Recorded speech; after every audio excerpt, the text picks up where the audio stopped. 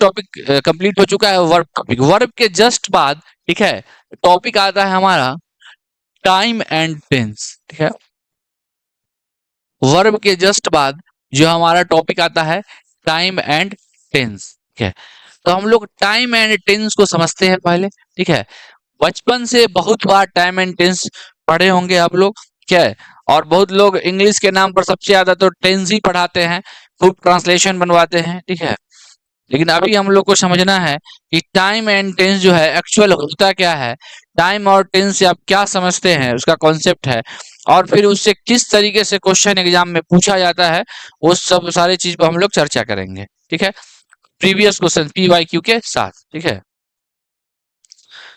Clear है सभी का? चलिए हम लोग आते हैं सीधे पॉइंट पे। आप लोग एक बार कमेंट करके बता दीजिएगा कि साउंड क्लियर है, साउंड का कोई इशू तो नहीं है, सबको मेरी आवाज सुनाई दे रही है? Am I audible? चलिए और आते हैं सीधे पॉइंट पे। देखिए टाइम का मतलब है, टाइम एंड टेंस जो है, सबसे पहले इसमें हम लोग को दिक्कत क्यों होता है इस बात को समझते हैं। टाइम एंड टेंस में हम लोग को, या इंग्लिश में ही हम लोग को प्रॉब्लम क्यों होता है, इसका एक दो कारण हम लोग समझते हैं कि इंग्लिश में प्रॉब्लम होने का क्या कारण है। तो इंग्लिश में प्रॉब्लम होने का सबसे पहला कारण है, ठीक है, कि ये जो भाषा है ये हमारे देश का भाषा नहीं है। इस भाषा से जो है हम लोग का ब्लड रिलेशन नहीं है, ठीक है। दूसरा चीज है कि इंग्लिश को हम लोग को जो एकेडमिक लेवल पे जो पढ़ाया गया, ठीक है, या फिर जो पढ़ाया जाता है, खास तौर से जो गवर्नमेंट बोर्ड से जो बच्चे पढ़ते हैं, बिहार बोर्ड से, ठीक है, उन वहां पे इंग्लिश को हिंदी मीडियम में समझाया जाता है। जैसे बताया जाता है वहां की ता है, ते है, ती है रहेगा तो प्रेजेंट होगा, था थे ती रहेगा तो पास्ट होगा, गा गेगी रहेगा तो फ्यूचर होगा। लेकिन आपको भी पता है कि अगर एग्जाम में क्वेश्चन पूछता है तो इंग्लिश का क्वेश्चन जो है केवल इंग्लिश में ही रहता है। भले ही बाकी सब्जेक्ट का क्वेश्चन आपको इंग्लिश हिंदी दोनों में रहेगा, मैथ्स का क्वेश्चन हो या रीजनिंग का क्वेश्चन हो या जीएस का क्वेश्चन हो, ये दोनों बाइलिंगुअल रहेगा, लेकिन इंग्लिश का क्वेश्चन तो सिर्फ इंग्लिश में रहेगा। तो फिर अगर आप हिंदी मीडियम से सीख के जाते हैं, हिंदी मीडियम से चीजों को समझ के जाते हैं, तो वहां तो हिंदी दिखेगा ही नहीं, तो वहां कैसे पता चलेगा आपका? वहां तो आपको ता है, ते है, ती है मिलेगा ही नहीं, तो कैसे पकड़िएगा कि ये प्रेजेंट है? आपको था मिलवे नहीं करेगा, गा की मिलेगा ही नहीं। तो कहीं ना कहीं ये भी एक कारण है। इस वजह से हम लोग इंग्लिश टू इंग्लिश एक ऐसा कॉन्सेप्ट समझेंगे कि आपको हिंदी मीनिंग का कोई जरूरत ही महसूस नहीं हो, हम लोग डायरेक्ट उस क्वेश्चन को बना ले, सॉल्व कर ले, ठीक है। तो हम लोग अभी समझेंगे कि टाइम एंड टेंस में तो पहला चीज ये हो गया। दूसरा चीज है कि बचपन से ही एक क्वेश्चन सब पूछते हैं कि टेंस कितना प्रकार का होता है, ठीक है। तो लोग सब बोलता है कि टेंस 3 प्रकार का होता है। तभी आपको पता चलेगा कि टेंस रियल में कितना प्रकार का होता है, टेंस बोला किसको जाता है, ठीक है, टाइम क्या होता है, टाइम एंड टेंस एक्चुअली होता क्या है, ठीक है, दोनों में क्या डिफरेंस है, ये सारा चीज हम लोग जो है अभी देखेंगे, ठीक है। तो टाइम का जो रियल में मतलब होता है, हिंदी मीनिंग होता है समय। सबको पता है कि टाइम का मतलब समय होता है, ठीक है। हाँ। और समय को 3 भागों में डिवाइड किया गया है, ठीक है। सबसे पहला भाग है जो आपका समय का, वो है आपका पास्ट है। दूसरा जो है इसमें आपका आता है प्रेजेंट, और तीसरा इसमें आता है का फ्यूचर, ठीक है। समय को 3 भागों में बांटा गया है, ठीक है, पास्ट, प्रेजेंट और फ्यूचर। सबको पता है पास्ट का मतलब भूत हो गया, प्रेजेंट का मतलब वर्तमान हो गया, फ्यूचर का मतलब कि भविष्य हो गया, ठीक है। अब बात आ रहा है कि टेंस का मतलब क्या होता है, ठीक है? तो टेंस का मतलब ही हम लोग को समझना है अच्छे से, ठीक है।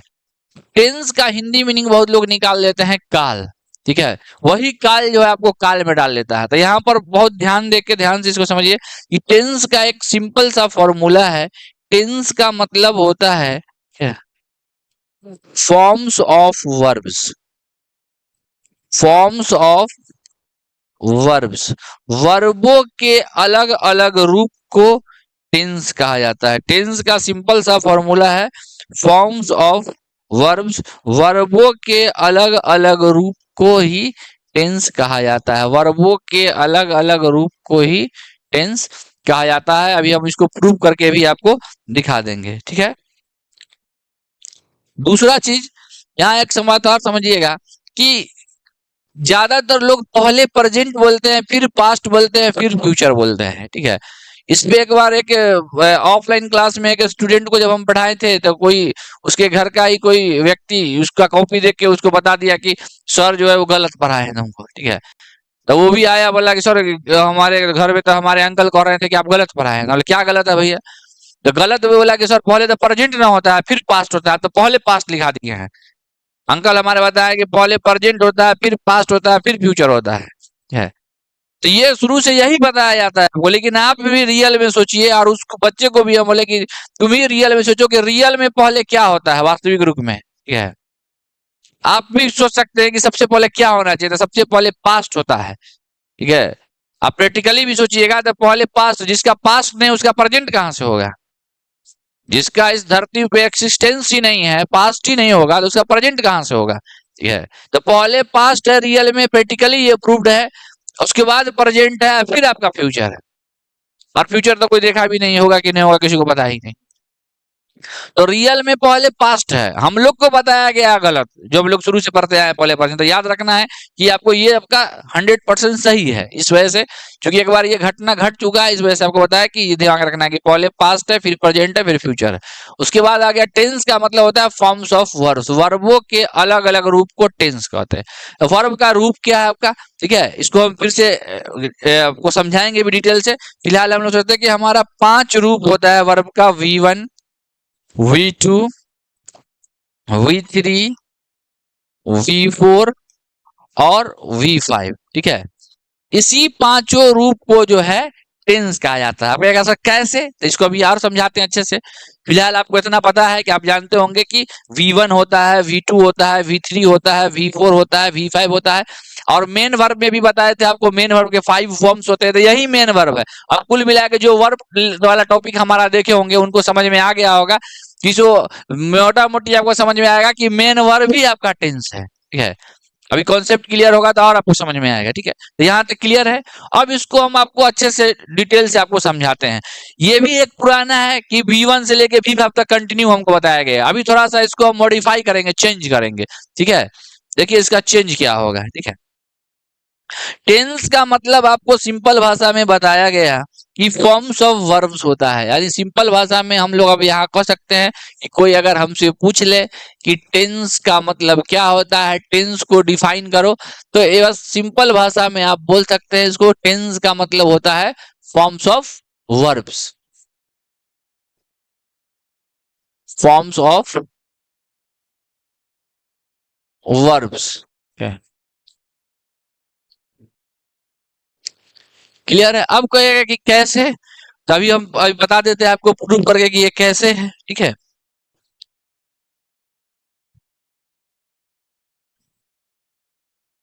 जैसे आपका जो वर्ब का फर्स्ट फॉर्म है V1, पहले इसके बारे में समझते हैं।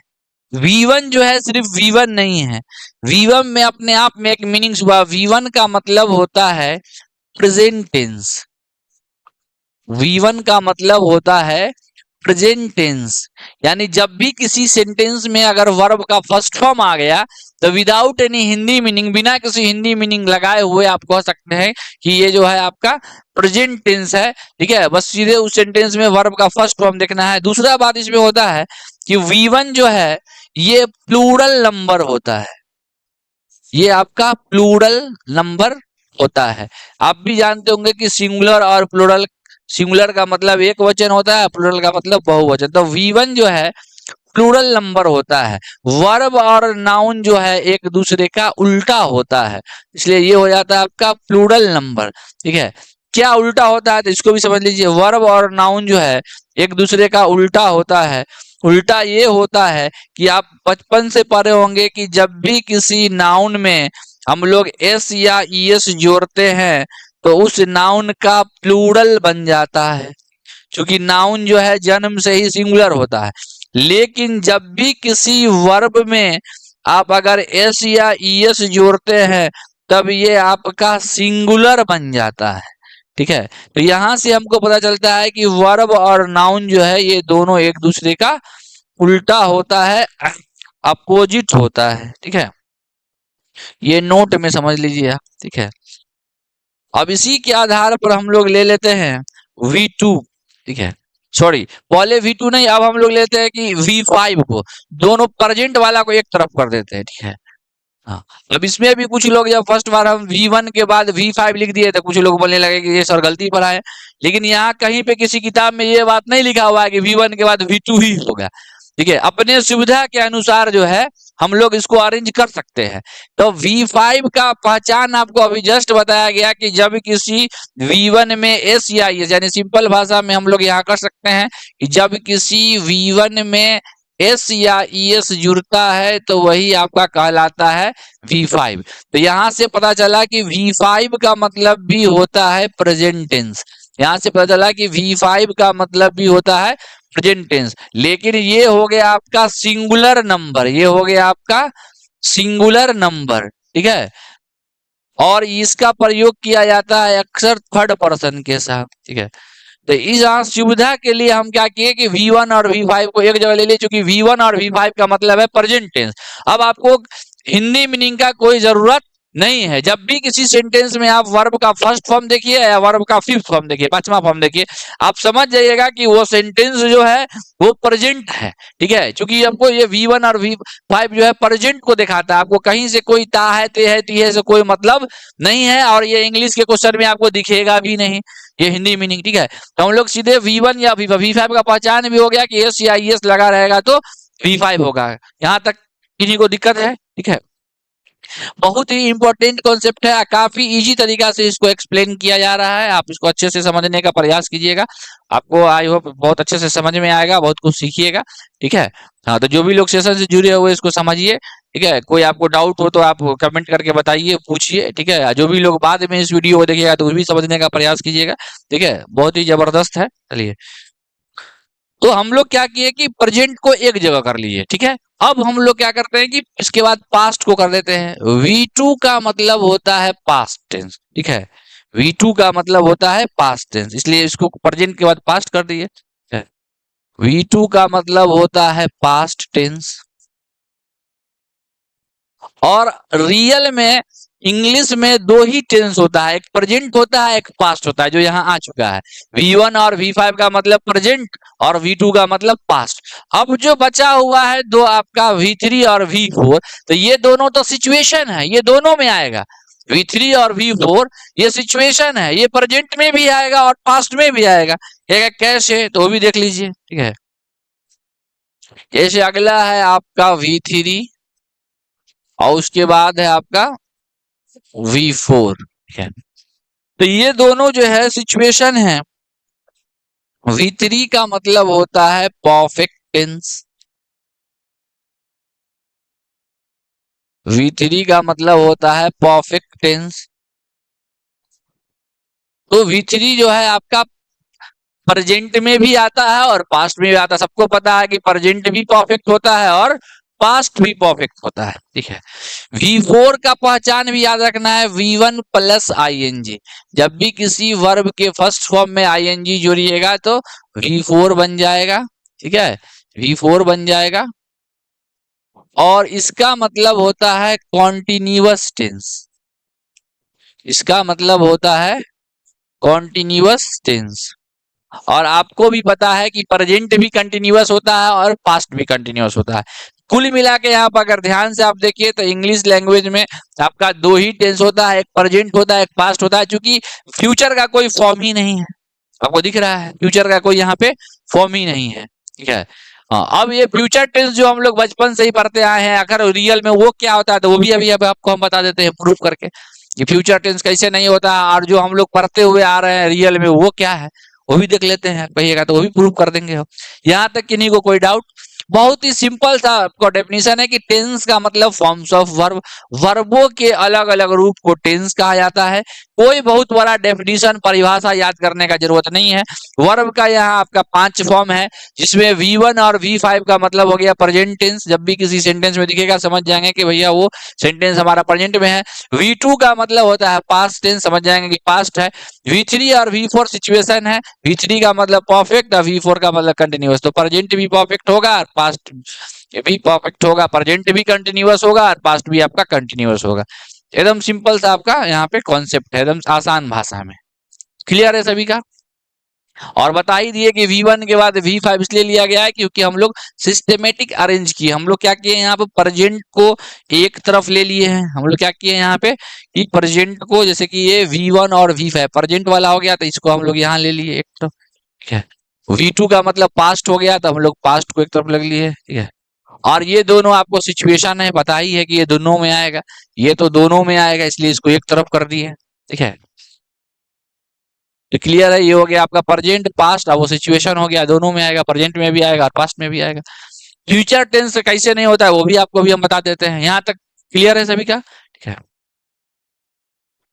चलिए आज ये आगे हम लोग कह सकते हैं है कि इन इंग्लिश लैंग्वेज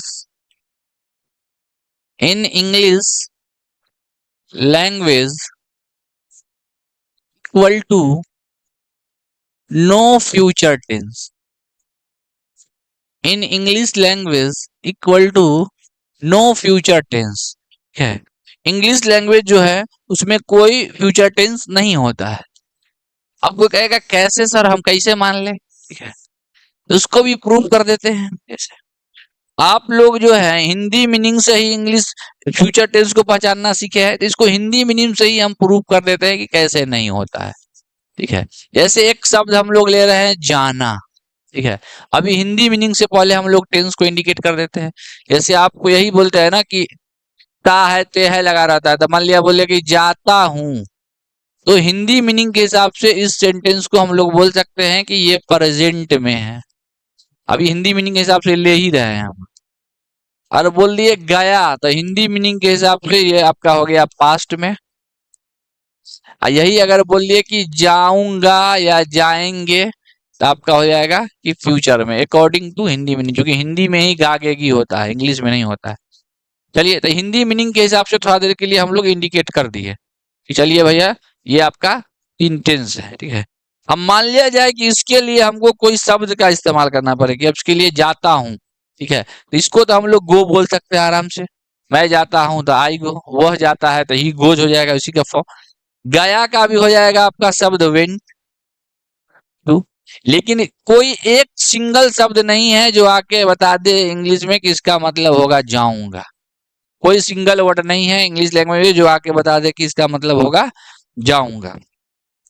अब बात आएगा कि अगर कभी एक्सप्रेशन ऐसा आता है जाएगा या जाऊंगा, जाएगा या जाऊंगा, या इतना दिन से हम लोग क्या चीज इस्तेमाल करते आ रहे हैं, ठीक है, जाएगा या जाऊंगा, तो इसको दिखाने के लिए हम लोग क्या करते हैं कि मोडेल ऑक्सिलरी वर्ब का हेल्प लेते हैं। आपको पता होगा कि शैल या विल जो है ये मोडेल ऑक्सिलरी वर्ब है, अपने बाद मेन वर्ब का फर्स्ट फॉर्म लेता है। शैल और विल जो है ये आपका मोडेल ऑक्सिलरी वर्ब है और अपने बाद मेन वर्ब का फर्स्ट फॉर्म लेता है। और इसको शैल और विल प्लस V1 को जो है फ्यूचर टेंस नहीं बोला जाता है, जान लीजिए। इसको जो रियल में बोला जाता है, ठीक है, इसको जो स्टैंडर्ड बुक वगैरह पढ़िएगा तो वहां पे इसको इंडिकेट किया गया है फ्यूचर मार्कर से, ठीक है, फ्यूचर मार्कर से। मतलब ये क्या करता है कि सिर्फ भविष्य को, फ्यूचर को इंडिकेट, मार्कर का मतलब क्या हो गया, इंडिकेटर, दर्शाता है। होगा कि नहीं होगा ये किसी को नहीं पता है। फ्यूचर मार्कर से दिख रहा है आप लोगों को कि कलर चेंज कर दिया जाए इसका। चलिए कलर चेंज कर देते हैं, थोड़ा कम दिख रहा है। इसको जो इंडिकेट किया जाता है फ्यूचर मार्कर से, ठीक है,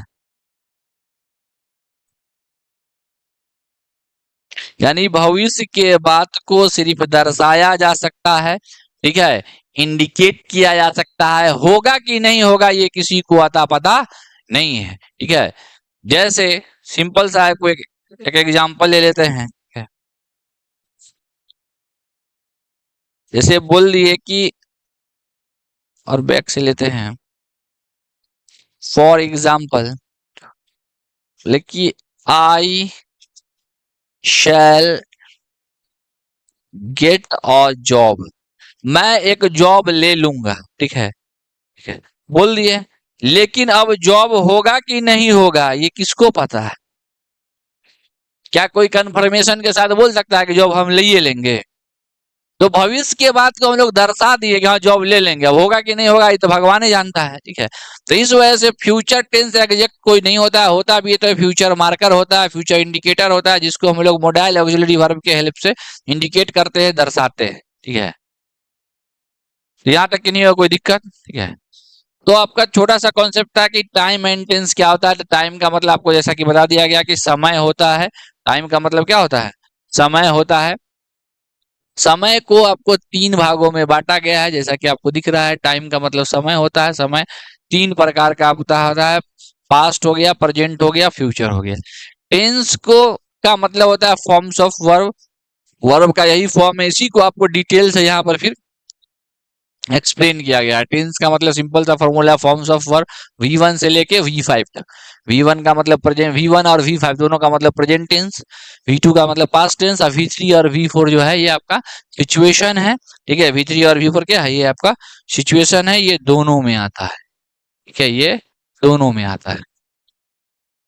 उसके बाद चूंकि इसमें इस फॉर्म में कहीं पे कोई फ्यूचर का फॉर्म नहीं आया है, इस वजह से फिर से हम चर्चा कर दिए कि फ्यूचर के बारे में भी। ये फ्यूचर क्या है भाई? तो फ्यूचर आपका इंग्लिश लैंग्वेज में कोई फ्यूचर टेस्ट नहीं होता, होता भी है तो फ्यूचर मार्कर होता है, फ्यूचर इंडिकेटर होता है, कहीं से कोई दिक्कत नहीं। तो ये छोटा सा कॉन्सेप्ट था। अब इसी पर बेस्ड हम लोग बहुत सारा प्रैक्टिस लेंगे, अलग अलग टाइप से किस तरीके से क्वेश्चन वगैरह पूछा जाता है वो सारा हम लोग देखेंगे, ठीक।